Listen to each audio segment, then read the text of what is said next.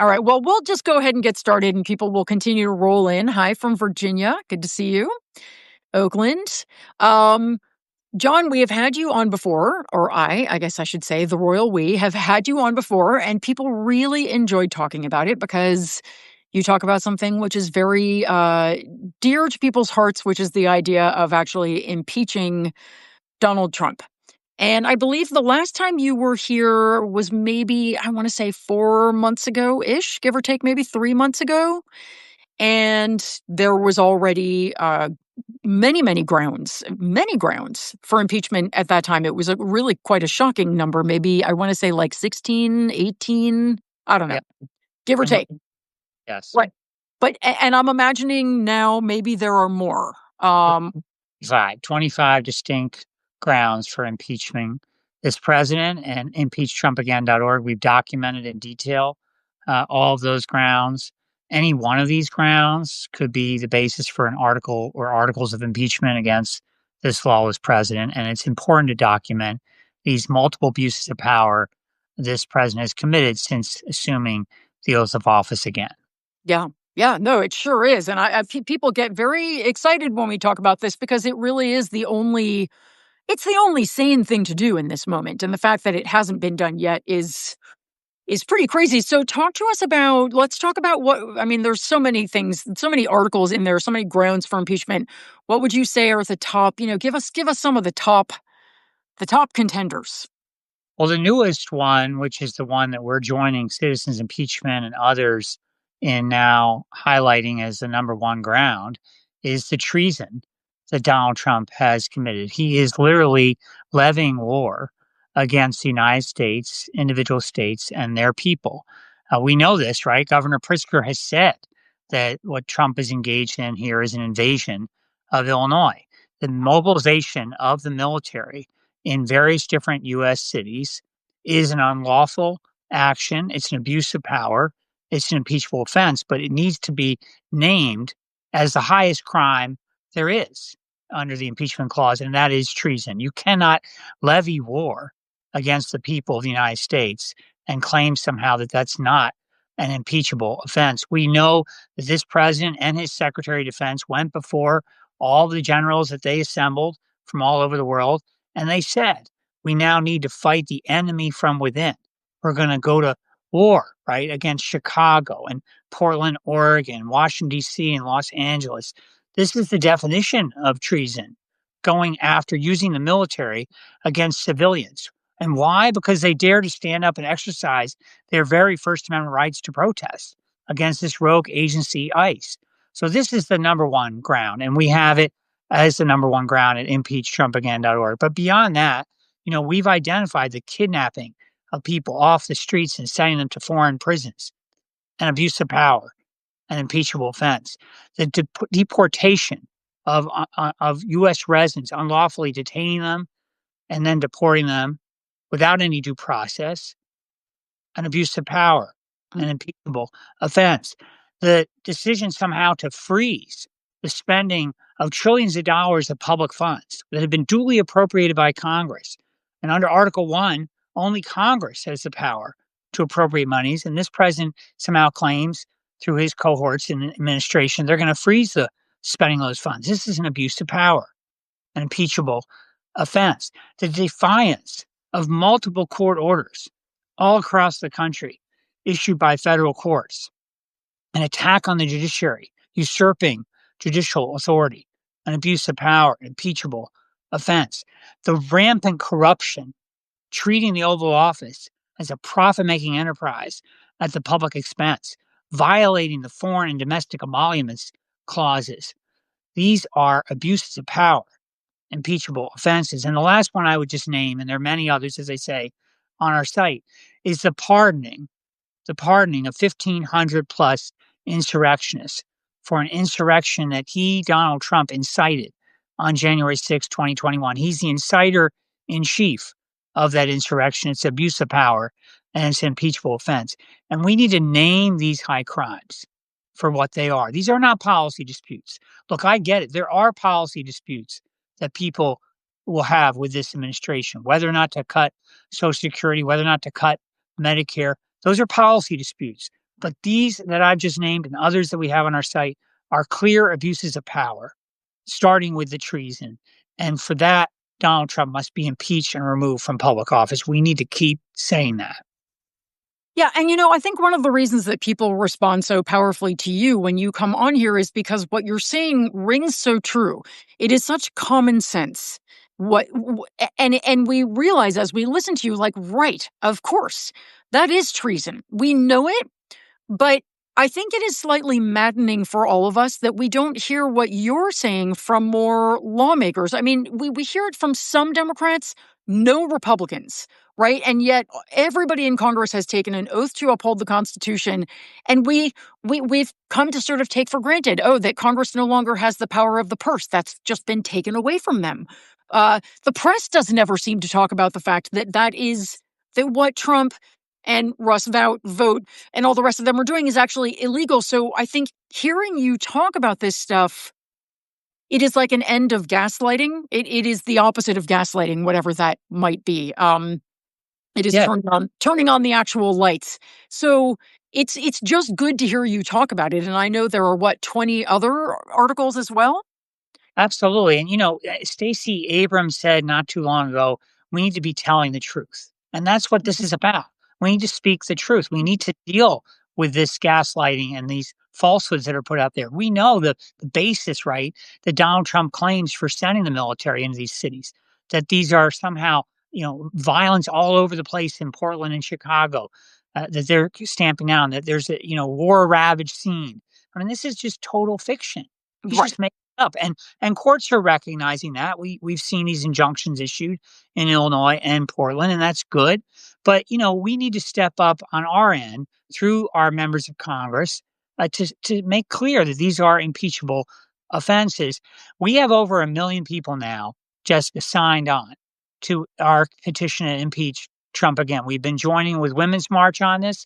We together delivered those signatures, nearly 1 million at the time in July, to Congressman Al Green and to Congressman Raskin's office and Congressman Jim Jordan's office. And we're going to keep going on that. But we've already now passed that 1 million mark. And what this says, I think, is that there's a hunger in the country for this kind of message to stand up to this lawless president and make clear that the Constitution demands this. The framers were clear. They were clear when they set out the Constitution. There will be three co-equal branches of government. Article 1 for the United States Congress, Article 2 for the presidency, and Article 3 for the judiciary, three co-equal branches of government. But they set up an extra guardrail in Article 2, Section 4, the impeachment clause. And that was because they envisioned that there might come a day when a president would so trample on the Constitution, so trample on the rule of law, that president would need to be held accountable through the impeachment process to be impeached and removed. That's the moment we're facing now. That's the moment framers provided. This is the constitutional remedy for the dictatorship we're seeing coming out of this White House. But I guess the framers never planned for cowardice in the legislative branch, right? I guess they just could not have foreseen this Republican Party. I mean, talk about that a little bit. No, you're right. They didn't foresee that, and I think that this is a huge challenge we have, where the complicity of not just the president's party, but frankly, the silence on the part of those in the Democratic side who are not standing up and naming this for what it is. We have heard, from some people in Congress, well, we can't talk about the I word because there are people in purple districts that don't want to hear this. So we went ahead and went to Lake Research Partners, which is a very reputable polling firm, as you know. Yep. Celinda, and we did a poll. We commissioned them to do a poll of the swing districts, the House swing districts, both ones that are controlled by Democrats and ones controlled by Republicans. The plurality of voters in the House swing districts support impeachment. Plurality, 49% to 44%. It's much higher among Democrats. It's like 84%, much higher among independents. But that is the reality that even in these swing districts, the voters are already there. And they're there without even a case being made in mainstream media, without even a case being made by many members of Congress. Congressman Al Green is a champion on this. He stood up already and force the House floor vote, but there need to be many more to step forward, and the voters are already there in demanding this. Right. And I think it is important. First of all, Celinda Lake is one of the best. Honestly, she is just phenomenal. And she very, very good pollster. And, this is her full-time thing. She's so smart. Love her. But and I remember her emphasizing very strongly with this that this is voters who have been given no messaging at all. And you Right, say the case hasn't been made in the press, but the case isn't made at all.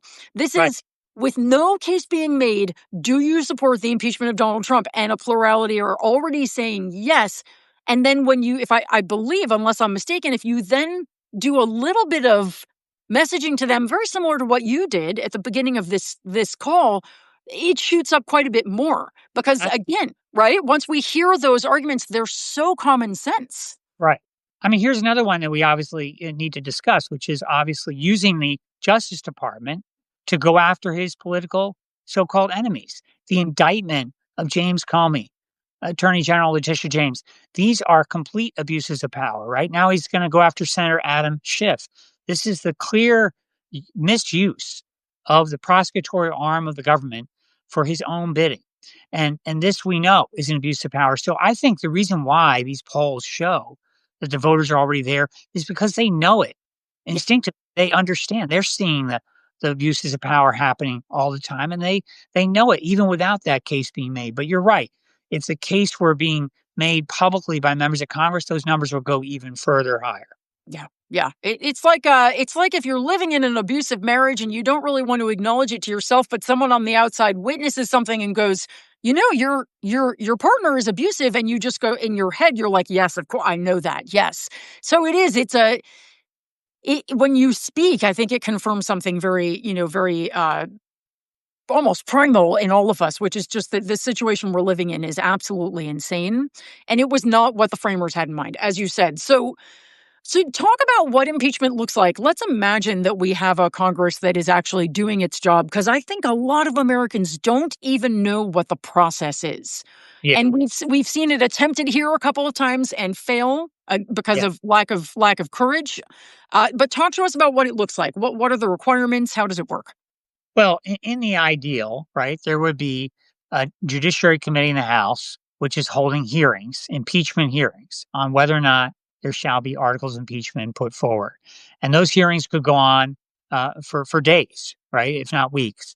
Obviously, time is of the essence. This is an urgent matter, but there's a lot of abuses of power to discuss, a lot of witnesses to call forward, a lot of evidence to put before the American people. And Richard Painter, who's a former White House ethics counsel under George W. Bush, professor of law at the University of Minnesota Law School. He and I had a Zoom conversation the other day that we put online at freespeechforpeople.org, the organization I direct, and we discussed the very fact that there ought to be impeachment hearings. He agrees that that's what to happen now. But the House Judiciary Committee, once it holds those hearings, then passes articles of impeachment, sends it to the floor of the House of Representatives, and then the House of Representatives, a majority, would need to vote to pass it 50 plus 1%. And then it goes over to the Senate for a trial. And that's where you put forward all the evidence that the House managers for the articles of impeachment would present. And then you need two-thirds of the Senate to vote to convict. Now, I understand people saying, well, this has never happened before in our history. That's true. But we've also never had a situation like this particular president before. And I think if we put forward that evidence, it will be very hard for members of Congress, whether they're in the House or the Senate, to say, no, we're okay with all this that's been presented to the American people. We're okay with this tyrannical march that we're on. I think it'll be much harder. But what they're doing is they're hiding behind the idea that, we don't need to talk about this. Yeah. They're presenting nothing to the American people about these abuses of power. They're going on as if somehow we are only engaged in policy disputes. And that, I think, is a very dangerous place to be in this moment. Yeah. And would you argue that the press is complicit in this? No question. I mean, they don't wanna the mainstream press, they don't wanna talk about it until they see somehow movement in Congress, but the case for impeachment needs to be built now, and people need to be speaking out about it now from all walks of life, but including those who are opinion, columnists and so forth in our papers. They need to be talking about this because, we don't have this remedy to just lie to the side here and not use it. If we don't use the impeachment clause at this moment in our history, then we're effectively saying we're going to cede the Constitution. We're just going to give up on it. And we refuse to give up on the United States Constitution in this moment. We have to invoke this impeachment power because that's what it's there for. Now, I understand some people might say, well, we just have to wait around for the next election, to determine whether or not to even have this conversation. And our view on this is that also is a colossal mistake. Number one, because we know Donald Trump wants to attack the very integrity of our elections. Governor Pritzker just said the other day that he foresaw the possibility that what they're trying to do with the military sending into cities is a test for sending the military outside polling places around the midterms. We have to be very clear and aware of that danger.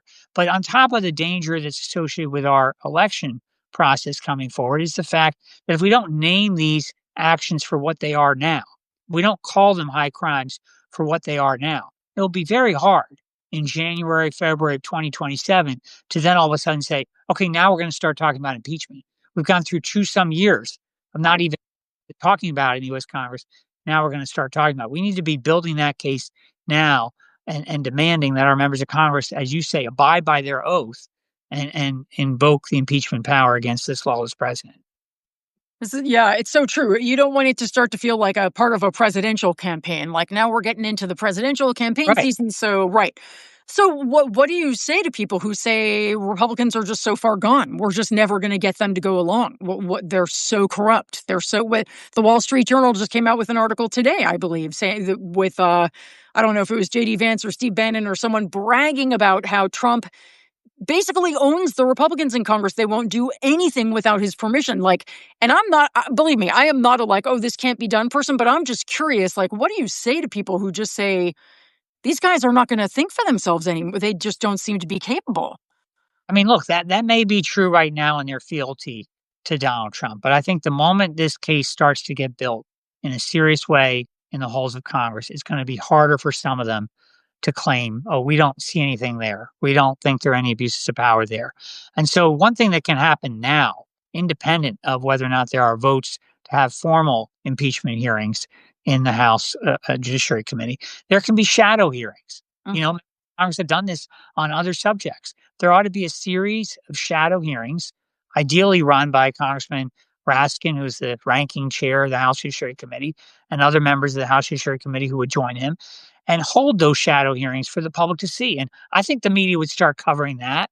I think C-SPAN would start covering that. I think people would tune in for that. And that would be valuable to the American public for that case now to get made in the halls of Congress. And then I think we would see potentially some Republicans to begin to get very nervous that this case is being made to people in their districts and they're hearing about it from their own constituents as to why are we not dealing with these abuses of power head on? Why are we not invoking this impeachment clause at this moment in our history? Right. But it sounds like what you're saying is that the first step, as with everything, it seems in this moment in history, is that the first, it's up to us, basically. Yep. That's it is. The pressure needs to come from us. And if enough pressure comes from us that Democrats start taking it seriously, they will act, and then Republicans will eventually be sort of pulled along. And I believe you're right. I do think that there's so many things that we think are impossible until we make them happen. And then we go, Look, oh, look at that. The people power made that happen too. absolutely. I mean, that's essentially what Nelson Mandela said. It's always impossible until it gets done, right? And that Right. is really where we are. We have to keep building this movement. And there are, I think, millions of people around the country who are ready to stand up on this. We know, even at the No Kings rallies that are going to happening on October 18th, that there will be this message carried forward at a number of them. And we have downloadable signs, by the way, at impeached.trumpagain.org, where you can print out a sign and bring it to a No Kings rally and help spread that message. People have heard about us from others showing up at these rallies and holding those signs. But we're calling on all people across the country who believe in democracy, who believe in our Constitution, who believe in the rule of law applying to everyone, including the President of the United States, to join us at impeached.trumpagain.org to lift up this message that this president is not above the law. He must be held accountable through the impeachment process. I love that. And the website is great, you guys, because every single one of these articles is listed with a very thorough explanation with source links. So if you're talking to somebody who's like, "Well, I don't think he's actually done anything impeachable," you can just steer them to that website. It's irrefutable. It's there's no arguing with it. It's so clear. We all know it, but it's really you come with receipts, which I think is really helpful. Yeah, and I should say the other thing that I didn't say earlier when you asked about the process. The process doesn't always have to go through the House Judiciary Committee. Any member of Congress, regardless of whether they're on that committee, can introduce an article of impeachment. And under House Rule 9, it is considered to be a privileged resolution that can be forced for a floor vote. So that's essentially what happened. Congressman Al Green of Houston, Texas, who's not on the Judiciary Committee, put forward an article of impeachment that we helped to draft after the illegal bombing of Iran, which was a violation of the War Powers Clause. He introduced that in June of this year. He forced a floor vote, and we had 78 members of Congress join him. That was quadruple the number prior to that vote of people who had been on record from the House in support of impeachment. We're now up to 80, with Congressman Andre Carson joining as a co sponsor of that article of impeachment. But any member of Congress can take any one of our grounds of impeachment. And we're happy if they copy verbatim and go ahead and introduce that as an article of impeachment and force a floor vote. And, I had another member of Congress recently say to me, "Well, what do you want? You want us on Tuesday to have a vote on this article, and on Wednesday a vote on that article, and Thursday vote on that article?" And I said, "Yes, that's what we can walk and chew gum at the same time. We can have conversations about healthcare and the shutdown while we're also talking about abuses of power this president is committing. So let's have it every day. Let's have a conversation in and on the floor of the U.S. House of Representatives on why this president must be impeached and removed from public office. That's a healthy thing for our democracy. So we're asking people to call their members of Congress, urge that they not just say they're going to support impeachment, but introduce articles of impeachment and force a floor vote under House Rule 9. Move this debate forward. Don't just rely on Congressman Al Green to be the champion on this. Step up and do your duty and abide by your oath to protect and defend the United States Constitution. So great. And it's with social media now, too. You just do a video, you just do a floor speech explaining the grounds. And that speech, if you're a good speaker and you make your case clearly, goes viral and millions of people see it. It's really a moment where organizing, people powered organizing, but also just one strong lawmaker can really affect change in ways that, for hundreds of years, no lawmaker has had that avenue available to them, where you can get your message out to so many people, whether or not the media wants to cover it so quickly. So yeah, I agree. It is a moment that is ripe with possibility, and why not have votes on this every day? So I love you're like a life coach. I feel like you're like a democracy life coach, standing outside of us and just sort of saying, like, have the self-esteem to do this for your country because this is the right thing to do. Yes. And it can be done. And it's really good to hear. Now, I know that every time we talk, and every time I bring this up, there's always the person who says, "Well, you impeach Trump and you just get JD Vance, and that's worse." So I know that you've answered this a million times. I've asked you before, but we've got people here who have never been here before. What do you say to those people? So I say what Bruce Fine says. Bruce Fine was in the Reagan Justice Department as a senior official. He also supports impeachment proceedings against this flawless president. And he says the moment you impeach and remove Donald Trump, anyone coming in to that office is going to know they're next if they're engaged in the same abuses of power. And it very well may be the evidence shows that J.D. Vance is engaged in those abuses of power with Donald Trump. And so he should face that process. But, we do believe the focus needs to remain on Donald Trump at the top, but we are not saying that others in his cabinet are also not culpable. In fact, we have started impeachkennedynow.org dealing with RFK Jr. for his decimation of our U.S. healthcare system, his attack on the CDC, firing the CDC director 1 month after she was confirmed, his destruction of the vaccine panel, his spreading of disinformation, dealing with vaccines. These are threats to our nation, to our nation's health, and he too needs to face the impeachment process. And we actually have named at Impeach Trump Again why other officials, including Pam Bondi and Secretary Hegseth and others, ought to face this. But we got to start with the focus on Donald Trump because he's the one at the top. He's the one calling these shots. He's in charge. And, one thing I'll just add on this, right, is that Governor Pritzker said the other day that we need to invoke the 25th Amendment and have him removed that way. Now, the 25th Amendment, for those who don't know, is there for when the president is incapacitated. And, we're not against the idea that members of his cabinet find that he's no longer fit for being president of the United States. But the fact is that those members of the cabinet are so loyal, they're just going to follow lockstep into what Donald Trump does, that that's not really a pathway.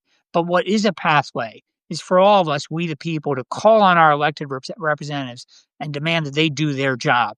And yes, J.D. Vance may very well be culpable as well, but we need to start with the one in the Oval Office, and that's Donald Trump. Yeah. I think that's an excellent answer. I think it's an excellent answer. I mean, if we get to a point where we have successfully impeached and removed Donald Trump, I feel that we will have found our power to a great extent, so that, yeah, J.D. Vance will sort of know, mind your P's and Q's or you're next. And if he is next, he's next. Exactly. But talk to us for a second. I was going to bring this up anyway, because I'm really interested in this idea of impeaching RFK Jr. And you're right, we totally need to focus on Trump. But what I don't even actually know exactly, what does it look like to impeach a cabinet official? Is that the same mechanism or is it different? It's the same process, and it's something that definitely can be done. The impeachment clause applies to federal officers beyond the president, and there are other groups also that are joining in that call. Stand Up for Science has emerged this year as an important group that also has called for Kennedy's impeachment, and I think there will be movement on this. Representative Haley Stevens of Michigan has said she plans to introduce articles of impeachment against Secretary Kennedy. And look, he's a liability for our nation. He is a threat to our nation's health, and more people are seeing that. The statements that he makes almost on a daily basis that are completely without any factual basis, spreading this kind of lies and disinformation needs to be taken head on and recognized as abuses of power. So I do think we're going to see movement on that. The danger, I think, is if we only focus on him, people think, okay, that's going to take care of the problem. It's not. There's so many other ways that Donald Trump is engaged in trampling on our Constitution and threatening our nation. And that's why we need to do both. We need to talk about the cabinet members who ought to be impeached, but we need to also make clear that Donald Trump himself needs to be removed. Right. Because the fish stinks from the head, right? Absolutely. Yeah. So people are saying things on a variation of like, where can I sign up? What can I do? So you talked about downloading a sign and bringing it to No Kings, and I think that's a great idea. But tell people, what are other things they can do at this point? So many, and we so appreciate that question. So first, obviously, we love people to sign up if they haven't, to petition and impeach Trump again, but to spread the word about it and get your friends and your neighbors to sign it as well. We also urge people to write letters to the editor. Say, look, here are some grounds. Go ahead and take some of the grounds we have on our site, put it into a letter to the editor. Why is the president not facing impeachment proceedings? Call your member of Congress, email your member of Congress, ask that very same question. Even if you're in a district that you think is bluer than blue, and maybe even voted with Al Green in June, ask them to do more. Introduce an article of impeachment, force the floor vote like Congressman Green does. We need leadership at this time.